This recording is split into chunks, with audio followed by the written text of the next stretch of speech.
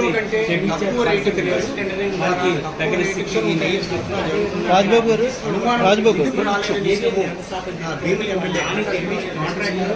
ఎందుకంటే ఇప్పుడు దీనికి ఈ ఫుడ్ డిపార్ట్మెంట్ కానీ అలాగే నాణ్యత సరిచేసే విభాగం వీళ్ళందరితో కూడా ఇవాళ ఇక్కడ చెక్ చేయించడం జరుగుతుంది.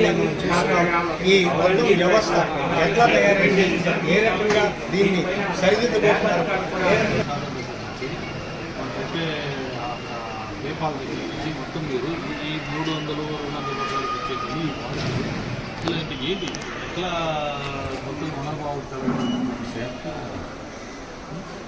ఈరోజు అమూల్లో లేకపోతే విశాఖ దగ్గర లేకపోతే నెయ్యి రోజులకు ఇస్తారు 60 రూపాయలు క్వాలిటీ లేనప్పుడు ఆటోమేటిక్గా కాదండి. ఇప్పుడు చివరికి ఎటు తీసుకెళ్తున్నాం మనం, ఏం చేయాలి అప్పుడు?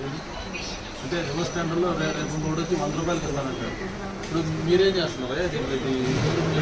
రోలేంటి దీంట్లో టెండర్స్లో గట్రా మాకు ఇన్వాల్వ్మెంట్ కాదు, శాంపిల్స్ తీరాయి, శాంపిల్స్ రాదా మీకు? ఎట్లా 300 రూపాయలు సప్లై చేసిన నెయ్యిలు ఎలా ఉంటుంది క్వాలిటీ? చెక్ చేశారా? మరి వచ్చినది ఒకసారన్నా ఆనంద్ ఎందుకు రిపోర్ట్లో లేకపోతే ఏమంటే దాన్ని ఏముంటుంది మనకు తెలియదు. కామన్ హెల్త్ లేదు, ఏముంటుంది రిపోర్ట్లో? వాడు ఏమన్నా ఇస్కాను లేకపోతే అక్షయ పత్రికలు సప్లై చేస్తుంది? వాడు కమర్షియల్ ఎస్టాబ్లిష్మెంటే కదా మరి. వాడు ఏమన్నా చారిటీ ఇచ్చేవాడా కాదు కదా. చారిటీ వాడు కాబట్టి వాడు డబ్బులు సొంత డబ్బులు పెట్టుకుని చేస్తాడు అనుకోవడానికి. ఇప్పుడు ఉత్తరప్రదేశ్ వాడు లేకపోతే వాడు చెట్లు ఇస్తున్నాడు 300 రూపాయల రేటు వాడు ఇస్తున్నాడు. మీరైనా శాంపుల్ తీసుకొని చెక్ చేసుకోవాలి కదా. సర్టిఫికేట్ పెట్టి సరిపోతా?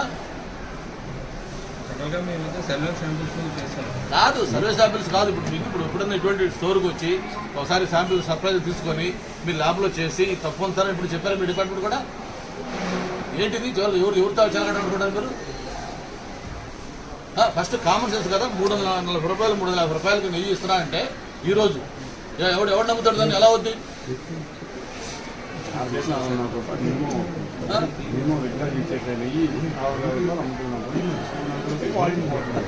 ఎంత సంవత్సరానికి ఎన్ని కేజీలు ఆడతారు?